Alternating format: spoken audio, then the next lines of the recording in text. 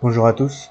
Donc je vais vous montrer comment utiliser en fait un gamepad Xbox pour gérer Windows et n'utiliser jamais le clavier ou la souris, mais utiliser qu'un gamepad.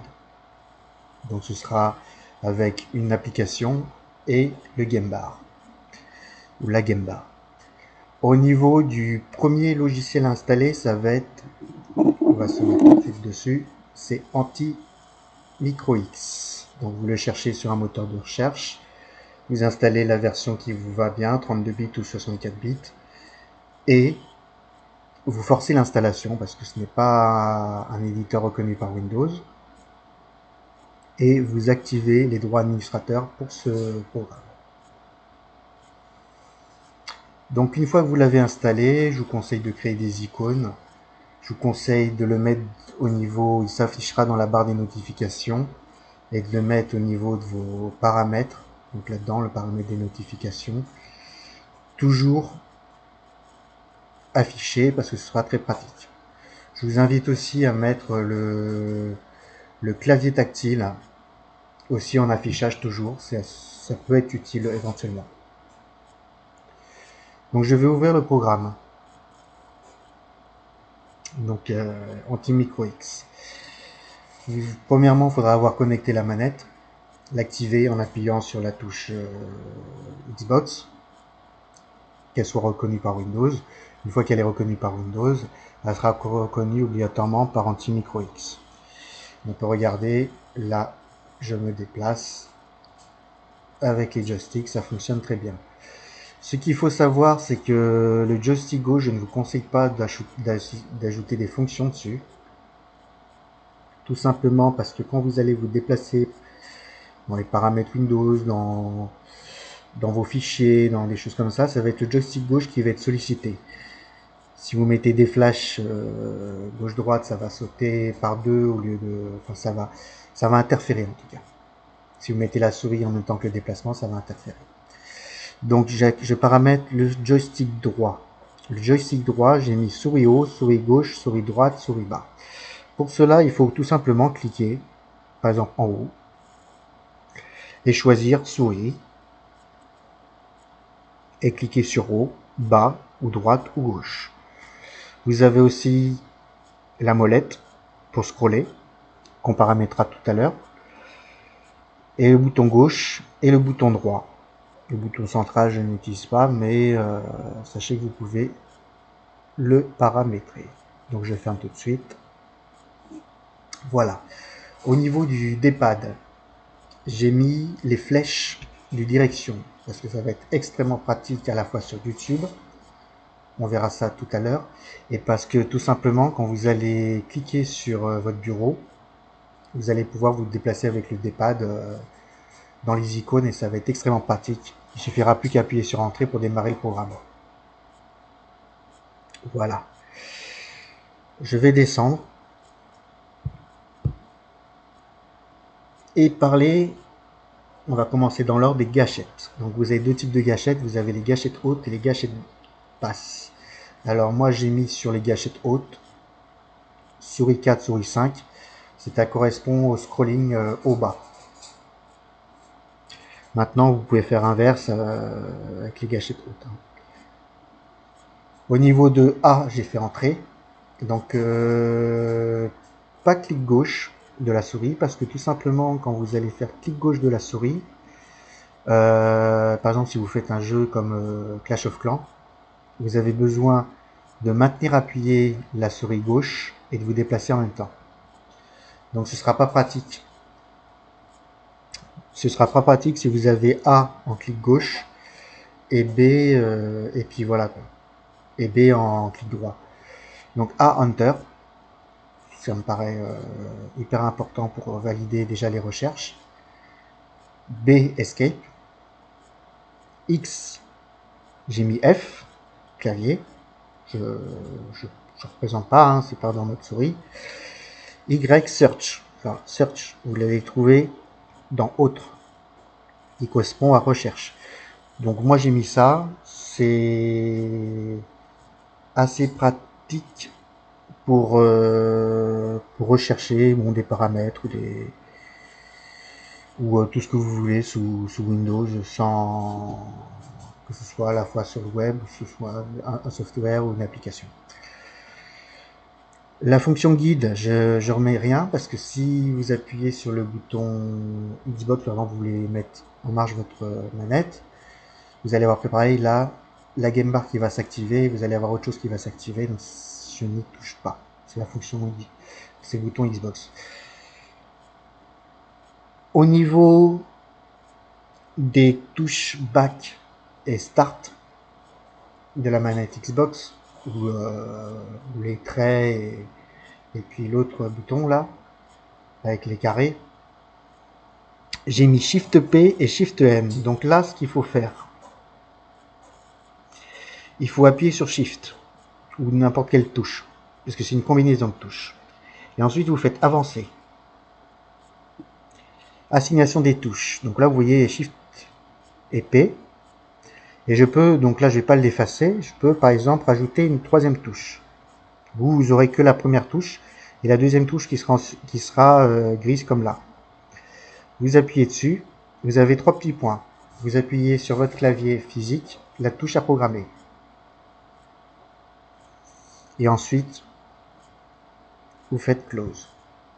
Donc là, ça met souris BG. Bouton gauche, c'est normal, parce que j'ai cliqué, donc ce n'est pas bon. Mais c'était pour présenter. Je vais fermer ceci. Je vais fermer AntiMicroX et je vais le rouvrir pour ne pas enregistrer. Pour l'ouvrir,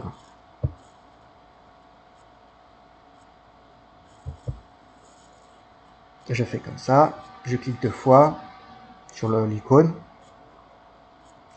Je prends à droite dans les notifications et il va réapparaître. Donc là, je vous ai expliqué un petit peu comment gérer donc une fonction composée. Au niveau des clics de stick, j'ai mis tout simplement page suivante et page pour surfer sur internet, page précédente. Donc là pareil, autre, navigation suivant, navigation retour. Et ça vous activez la fonction. Au niveau des gâchettes hautes, j'ai mis en gâchette haute, bouton souris gauche et bouton souris droite. Je regarde si on a tout fait. Et je vous fais une démonstration. Donc voilà, c'est bon. Donc là, par contre, surtout, ne pas fermer. Sinon, vous ne pourrez plus l'utiliser. Et je vais me déplacer, donc là, avec le gamepad. Par exemple, je vais me mettre sur Half-Life 2, épisode 2. Je clique une fois. Je me déplace tranquillement avec les flèches du D-pad. Donc ultra pratique. J'appuie sur A pour exécuter éventuellement un programme. Enfin, une icône. Nous allons aller sur Google Chrome. Donc, ah oui, on va tester d'abord la barre recherche. J'appuie sur Y. Ça m'affiche la barre recherche. J'appuie sur A. Et j'ai le clavier. Donc je peux me déplacer avec le joystick gauche sur les touches du clavier. Mais pour pouvoir faire ça, il va falloir aller dans la petite roue crantée à gauche, paramètres, disposition du clavier, et mettre sur boîtier de commande. À partir de ce moment-là, ce sera reconnu comme une manette. Vous pouvez utiliser les raccourcis X, L par exemple, si je veux avoir des majuscules, ou je clique sur mon joystick. Ça ne va pas interférer avec AntiMicroX. Et quand j'ai fini, j'appuie sur B. J'ai fini d'écrire, j'appuie sur B, ça sort. Si je me suis planté, B, je rappuie Y, je rappuie A, et je reparais comme tout à l'heure. Ok. Donc maintenant, on va aller sous Google Chrome, qui est un peu plus pratique, et on va aller sur YouTube. Donc là, j'ai une vidéo. Je veux qu'elle soit en plein écran. j'appuie sur X, qui correspond à la touche F, et ça me met en plein écran. Je veux augmenter le son, j'appuie sur la flèche du haut. Je veux baisser le son, j'appuie sur la flèche du haut. Oui, le D-pad du haut, je veux baisser le son, j'appuie sur le D-pad de droite. On va mettre la pub. Retrouvez la crème. Voilà. Maintenant, je vais aller à la page suivante. Pas la page suivante, à la musique suivante. Voilà, la vidéo suivante. J'appuie sur Start. Et sinon, je rappuie sur Back. Je peux appuyer sur Back pour revenir. Et voilà. Voilà pour le fonctionnement de YouTube. Je vais fermer. Et je vais voir avec une page web. Donc on va tout simplement, donc il faut savoir qu'avec la page web, vous ne pouvez pas avoir le clavier tactile automatiquement en appuyant sur A ou Entrée. Donc je mets quand même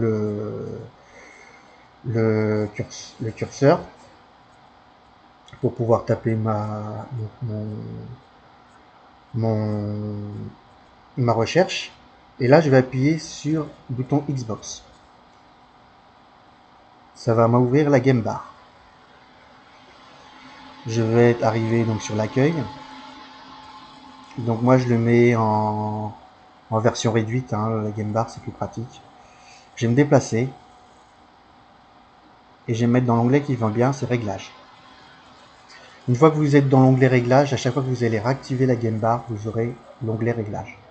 Directement, vous n'aurez pas besoin de vous déplacer. Et je vais faire afficher le clavier. OK. Donc là, je vais faire B. B et je vais faire échappe. Il me propose le site de la baguetterie. Voilà, je vais faire entrer tout simplement. OK. Je fais baguetterie. Et ça m'ouvre le site de la baguetterie. Si je veux revenir sur ma page précédente, donc la partie de recherche, j'appuie sur le joystick gauche. Je reviens. Je me suis trompé. Je reviens sur ma page suivante. Joystick droit. Voilà, donc là j'ai fait quasiment le tour. Ce que je n'ai pas fait, c'est scroller. Donc ça fonctionne très bien. Je peux utiliser le D-pad tranquillement si je veux faire ça plus doucement. Et puis ça va être ok au niveau des touches, quoi. Donc là je vais sortir et puis je me dis tout compte fait, je vais faire un jeu. Donc par contre j'ai pas besoin de toutes ces fonctions souris sous le jeu, quoi. J'ai pas besoin d'Anti-Micro X sous le jeu. Donc pour cela, je vais fermer Anti-Micro X. Ça, mettez-le toujours en évidence dans les notifications pour que ce soit pratique. Vous avez deux solutions. Vous appuyez sur le clic droit. Vous pouvez faire quitter. Ou si, donc là, ouais. Donc je vais faire quitter.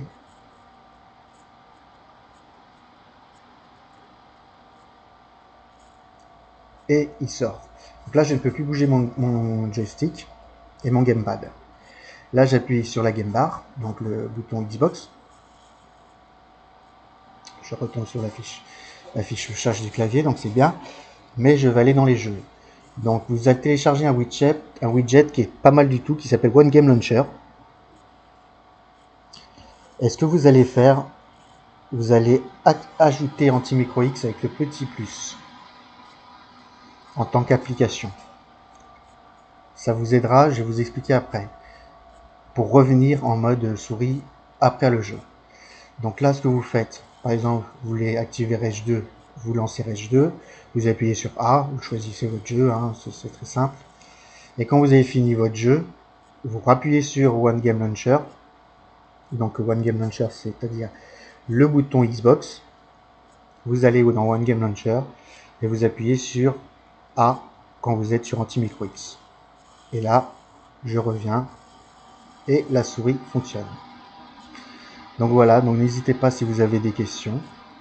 Mais bon, je pense que j'étais assez clair et puis ça vous évitera de vous balader avec un clavier quand vous avez votre PC, par exemple sur la télévision. Le côté très pratique. Allez, au revoir.